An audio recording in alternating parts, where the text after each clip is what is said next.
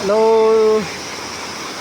साथीहरू, दर्शन नमस्ते सम्पूर्णमा आए। यति बेला हामी झुदी खोला झरनामा छौँ र एकदम खुसी लाग्छ आफ्नै गाउँको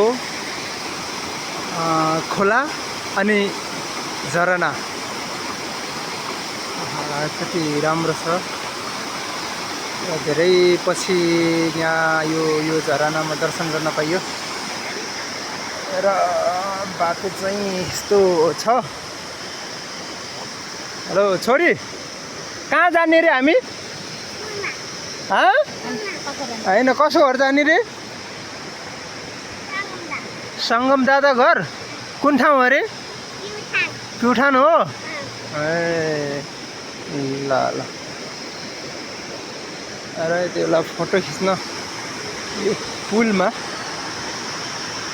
जाँदैछन् मेरी छोरी श्रीमती।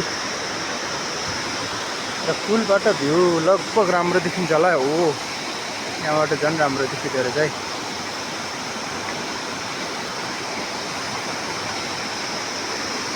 ए लोटिन्छ है। पुलको अवस्था अलिक जीर्ण छ र बेला फोटो खिच्ने तयारीमा छन्। यता यो फेरि खोला छ है, एकदम राम्रो ठाउँ छ यहाँनिर।